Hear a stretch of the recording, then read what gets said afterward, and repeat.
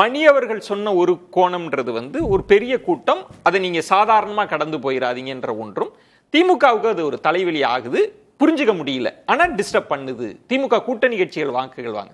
மணி அவர்கள் இன்னொரு கோணத்துக்கு நகர்த்திட்டார், தனிச்சே அவரால் வாங்குவதற்கானது. ஆனா ஏன்னா அவர் எல்லாரையுமே டிஸ்டர்ப் பண்றாருன்ற இடம்.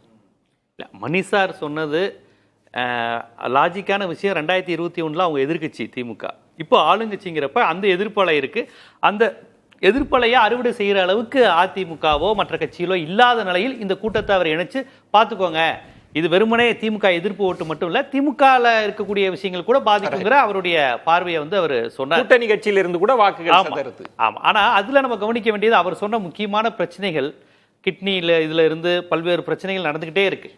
விஜய் அவர்களிடமும் விஜய்க்காக பார்க்க வந்த அந்த ரசிகர்களிடம் யாரிடமாவது அந்த ஒரு அரசியல் உணர்வோ, திமுகவில் நடைபெற பிரச்சனை இருக்கு தலைவா, அதுக்கு ஆல்டர்னேட்டிவ் நீ அப்படின்னு சொல்லக்கூடிய மனநிலையோ அங்க இல்ல. அதை நம்ம கவனிக்கணும்.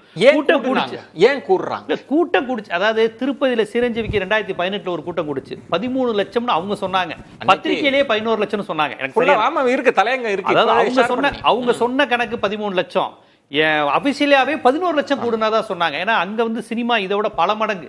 எம்ஜிஆர் வர்றதை விட ஸ்பீடா அங்க வந்து என்டி ராமராவ் வந்து வந்தாங்க. அந்த அளவுக்கு கடவுள் பக்தியும் சினிமா பக்தியும் இணைந்து எல்லா பத்திரிகைகளும் அதை கவர் பண்ணி அந்த கூட்டத்தை போட்டாங்க. எல்லாருமே சொல்லிட்டாங்க கண்டிப்பா முதலிடம் வந்துருவாரு சிரஞ்சீவி அப்படிங்கிற மாதிரி சொன்னாங்க. ஆனா ஒண்ணுமே நடக்கல. அப்போது ஆளுங்கட்சியா யார் இருந்தாங்களோ அவங்க தான் வந்தாங்க. மீண்டும் எதிர்கட்சியா இருந்தவங்க தான் 2வது இடம் வந்தாங்க. 3வது இடம் தான் சிரஞ்சீவி வந்தார். சிரஞ்சீவிக்கு கண்டிப்பாக இங்க விஜய் ரஜினியை விட அங்க அதிகம். ஏன்னா ஆந்திரா சினிமா விஷயத்துல வந்து தமிழ்நாட்டை விட எப்பவுமே 2 மடங்கு அதிகம். பெருமாள் மணி சொன்ன இடம்ன்றது அவர் எல்லா கட்சிகளிலிருந்து வாக்குகளை உடைச்சு சேகரம் செய்யறாருன்றது. அதனாலதான் ஒரு யூகிக்க முடியாத தன்மை இருக்குன்னு. அப்படி எல்லா கட்சியையும் டேமேஜ் பண்றாங்க. இல்ல எல்லா கட்சி, அதாவதுங்க நான் அதைத்தான் மீண்டும் சொல்றேன், அந்த கூட்டத்திடம் யாரிடமே நீங்க வந்து ஒரு பாமகல இருந்து பிரிஞ்சு வந்திருக்கிறாங்க, திமுகல இருந்து பிரிஞ்சு வந்திருக்காங்கிற மாதிரியான எந்த உங்களுக்கு உணர்வையும் பார்க்க முடியல. தேமுதிக கூடும்போது கூட மதுரை தோப்பூர்ல வந்தவங்களுக்கு ஏதோ ஒரு விலைவாசி பிரச்சனையிலிருந்து ஏதோ ஒரு இஷ்யூ அட்ரஸ் பண்ணி விமர்சிக்கிற தன்மை இருந்தது. திமுக அதிமுகல இருந்த பல பேர் அப்ப அங்க சேர்ந்தாங்க அப்படின்னு ஒரு பத்திரிகையில கடுமையான விமர்சனம் வந்தது. திமுக அதிமுக ஆல்டர்னேட்டிவ்னு சொல்லிட்டு அங்க வாய்ப்பு கிடைக்காதவன், அங்க லஞ்சம் ஊழல் பண்ணவனெல்லாம் சேர்த்துட்டு ஊழலை ஒழிக்க போறேன்னு சொன்னா இப்படின்னு ஒரு பிரபலமான பத்திரிகையில வந்ததெல்லாம் எனக்கு இன்னும் நினைவு இருக்கு, 2005 2006ல.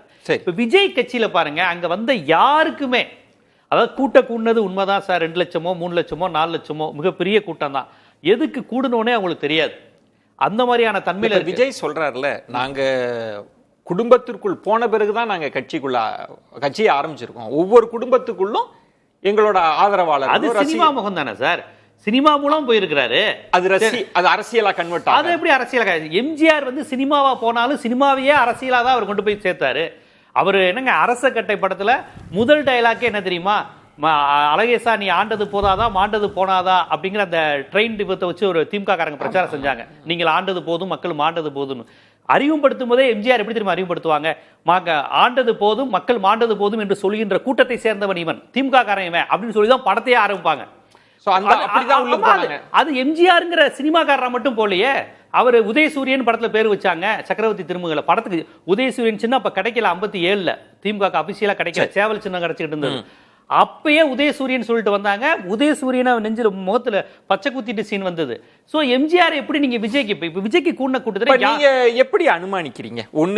ஒரு ப்ராபபிலிட்டியில திமுகவுக்கு ஒரு டேமேஜ் பண்ணுவார்ன்றது இல்ல, இன்னொன்னுன்றது இல்லங்க அவர் எதிர்கட்சியோ ஆளுங்க, நீங்க என்னதான் அப்ப அவர் தாக்கம் தான் என்னன்னு நீங்க முதல் தலைமுறை ஓட்டர்ஸ்ல கணிசமான ஓட்டு விஜய்க்கு விழுங்க, அது வந்து எந்த சந்தேகமும் இல்ல. ஏ பொலிட்டிக்கலா இருக்கிறவங்களும் திமுக வெறுப்புல இருக்கவங்களும் தான் 95% திமுக ஓட்டு போட போறாங்க. அரசியலே என்னன்னு தெரியாத ஒரு கூட்டம் இருக்குல்ல, விஜயை பார்க்க வந்தோம், தொட்டு பார்க்க வந்தோம், அவர் நடக்கிறத பார்க்க வந்தோம், அப்படி மாதிரி அவர் கலைஞ்சு போயிட்டாங்க. இது இந்த கூட்டத்தெல்லாம் நீங்க எந்த கணக்குல சேர்க்க முடியாது. அப்ப நீங்க திமுக எதிர்ப்பு வாக்குகள்னு அந்த வாக்கு வங்கியை நீங்க பிரிச்சீங்கன்னா அது எல்லாமே அதிமுக பாஜகவுக்கு போக வேண்டியது, அதுதான் இங்க திரும்பிடும்ன்றீங்க. மேக்சிமம் திமுக பிடிக்காத ஒரு கூட்டம் இங்க போடுவதற்கு பெரிய அளவுல வாய்ப்பு இருக்குங்க. அதாவது திமுக பிடிக்காதன்னு ஒரு செக்டார் வந்து எப்பவுமே அதிமுக போடும். அந்த ஓட்டை வந்து நாம் தமிழரும் பெற்றுக்கிட்டு இருந்தாங்க.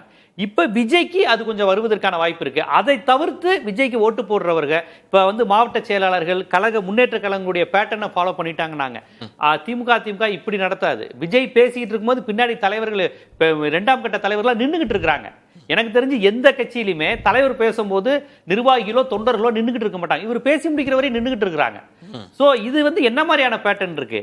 இது பாசிச சர்வாதிகார மனநிலையை தாண்டி ஒரு வெறி பிடித்த ரசிக மனநிலையா தான் இதை நம்ம பார்க்க முடியும். ரவீந்திரன் எந்த இடத்துல நீங்க குறிக்கிறது? பெருமாள் மணி சொன்னது, பெருமாள் மணி சொல்றது அவர் ப்ரெடிக்ஷன், அவருக்கு இது நாளைக்கு ஃபியூச்சர் மணி சொல்றதும் சரி, பெருமாள் சரி, அவங்க பெர்ராகேட்டிவ், அவங்க ரைட், அவங்க assessment, they are having all their liberty to do so.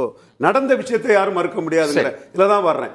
அவரு விக்கிரவாண்டி எலெக்ஷன் மாநாட்டோட எண்ட் ஜஸ்டிஃபைஸ் த மீன்ஸ்ன்னு அதிமுக கூட்டணி எதிர்பார்த்து ஒரு நூல் விட்டாரு. அது தொடர்பாக 117 செய்திகளும் வந்து, அப்போ அவர் நாங்க ஆட்சி பிடிப்போம், எங்க கூட வர்றவங்களுக்கு மந்திரி பதவியில் இடம் கொடுப்போம்னு சொன்னேன். அப்போ இந்த சபையில தான் நானே சொன்னேன், பலம் நிரூபிக்காத அன்டெஸ்டட் நாட்புரோட விஜய நம்பி 1% பலம் கொண்ட ஒருத்தர் கூட கூட்டணிக்கு வரமாட்டாங்கிறதா நான் சொன்னேன். மணிகிட்ட நான் இடமறிச்சது அந்த விஷயத்துல தான் இடமறிச்சேன்.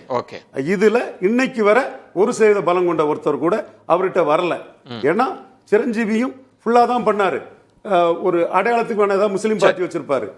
விஜயகாந்தும் 214 தான் போட்டாரு, கமலஹாசனும் அந்த மாதிரி தான் போட்டாரு. இடைத்தேர்தலில் வெற்றி பெற்ற தினகரனும் ஒரு எஸ்டிபிஐ தான் பார்ப்பாரு. யாரும் அரசியல் விமர்சகர்கள் எதுவுமே ஸ்டேக்ஸ் இல்லை, இழக்கிறதுக்கு ஒண்ணும் இல்லை, எனக்கு இல்லை, அந்த மணிக்கு இல்லை, இவருக்கு இல்லை, இவருக்கு இல்லை. அந்த நிர்மிச்ச கட்சிக்காரனுக்கு அது பிளாப் அடிச்சுக்கிட்டு சிவாஜி கணேசன் மாதிரி போயிட்டுன்னா அவன் ஓட்டு அவனுக்கு நஷ்டம். அதனால பல நிரூபிச்ச யாரும் வெற்றி கட்ட மாட்டாங்க. கமலஹாசனை ஆதரித்து வந்தவர்கள்லாம் மேக்சிமம் வலதுசாரி மனநிலை உடையவர்களும் திராவிட கட்சி ஒரு ஊழல் கட்சிங்கிற அந்த தெளிவான அரசியல் பார்வை உள்ள ஒரு எலைட் குரூப் கமலஹாசன் வந்தாங்க. விஜய்க்கு வந்திருக்கவங்க எல்லாருமே இன்னசென்ட். கமலஹாசன் வந்தது இது கூப்பிட முடியாது. கமலை விட விஜய்க்கு கூட்ட அதிகம். பெருமாள் மணி ஒரு பாயிண்ட் மட்டும் மணி அவர்கள் சொன்னது கூட அதை நான் அவரை பொருட்படுத்தாம இருக்க முடியாது, அது முக்கியமானது அப்படின்ற அந்த புள்ளியிலே நிறுத்திட்டார். ஆனா நீங்க அதை அவர் வெற்றியா மாத்துவாருன்ற இடத்துக்கு தான் ரவீந்திரன் துரைசாமி சொல்றாரு, அது இல்லன்றதுக்கு தான் அவர் சொல்றாரு. ஐயா, நான் இதே இடத்துல தான் சொன்னேன், விஜய் யாரும் எந்த இருபெரும் முன்னேற்ற கழகங்களோட கூட்டணிக்கு போக மாட்டாருன்னு சொன்னேன்.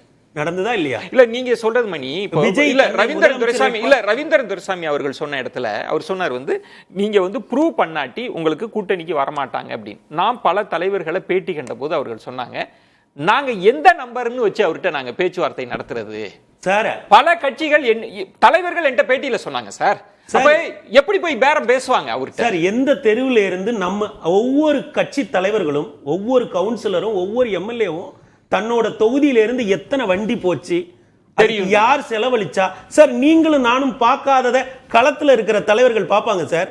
வண்டிக்கு யார் செலவழிச்சா, எத்தனை நாள் போனாங்க, எவ்வளவு பெண்கள் போனாங்க. அரசியல் என்ன சாதாரண விளையாட்டுன்றீங்களா சார்? நம்ம 8 மணி நேரம் தூங்குவோம், அவங்க 6 மணி நேரம் தூங்குவாங்க. என்ன நினைக்கிறீங்க? அதிகாரம்னா என்ன? 118 எம்எல்ஏவோட நீங்க சென்னைக்கு வந்தீங்க, 12 லட்சம் அரசு ஊழியர்கள் உங்களுக்கு பணி செய்ய காத்திருப்பாங்க. பெருமாள் மணி சொல்ற இடம்ன்றது அரசியல் கட்சிகளுக்கு ஒரு பார்வை இருக்கு. மதுரை மாநாடு ஒரு வெப்ப தணலை ஏற்படுத்தி இருக்கின்றார், அது உண்மைதான். 100% உண்மை. அதாவது வெற்றி பெற வாய்ப்புள்ள கட்சிகளாக கருதப்படுகிற திமுக, அண்ணா திமுக, அடுத்த நிலையில் இருக்கக்கூடிய இப்போ திமுகவோட கூட்டணி கட்சிகள், குறிப்பாக விசிக, இடதுசாரிகளை தவிர்த்து பாஜக, இந்த கட்சிகளுக்கு வந்து கண்டிப்பாக விஜயோட ரெலவன்ஸ் என்னன்னு தெரியும், பாதிப்பு இவங்களுக்கு தான் அவங்களுக்கு தெரியும். நீங்கள் தனிப்பட்ட முறையில் எந்த கட்சி தலைவர்கள், இப்போ நான் சொன்ன இந்த 4 கட்சி தலைவர்கள்ட்ட பேசுனீங்கன்னா அவர்கள் ஒப்புக்கொள்கிறார்கள். இது அந்த ஹீட் அவங்களால உணர முடியுது. மறுபடியும் சொல்கிறேன்னா அவர் திமுகவை வீழ்த்திடுவார், ஆட்சி மாற்றம் வந்துடும்னா நான் சொல்லவே இல்லை. அதற்கெல்லாம் வாய்ப்பு கிட்டத்தட்ட இல்லைன்னு தான் நான் பார்க்குறேன். பட் பெரிய டேமேஜ் அவரால் ஏற்படுத்த முடியும். அதனால தான் சொன்னேன், இஸ் அ ப்ராப்ளம். அவர் சேலஞ்சு நான் சொல்லலை. டேமேஜ்னா ஏதாவது வெற்றியவே தடுக்கக்கூடிய அளவில் சேதாரத்தை ஏற்படுத்தலாம் விஜய். ஆட்சி மாற்றம் என்பது வந்து அவ்வளவு சாதாரணமானதில்லை. அதுவும் இன்னைக்கு வந்து ஸ்டாலின் வந்து ஒரு கம்ஃபர்டபுள் பொசிஷனில் இருக்கார். ஏன்னு கேட்டிங்கன்னா அவங்களுக்கு வந்து மோடி எதிர்ப்பு வந்து ஒரு மிகப்பெரிய ஒரு பலமாக இருக்குது. இன்னொன்று வந்து அவருடைய கூட்டணி பலம். பட் ஸ்டில் வந்து உங்களுக்கு ஆன்டி இன்கம்பன்சி கடுமையாக தான் இருக்குது. அதை எக்ஸ்ப்ளாய்ட் பண்ணுறதுக்கு எதிர்கட்சிகள் இல்லைன்னும் போது 4 பக்கமும் ஓட்டு சதுரும் போது அட்வான்டேஜ் டிஎம்கேக்கு இருக்கலாம். பட் சீட்டு குறையும், வாக்குகள் குறையும், சீட்டும் குறையிறது கண்டிப்பாக. அதனால தான் நான் வந்து ஹெட் ஏக்ன்றேன் நான். ஓகே.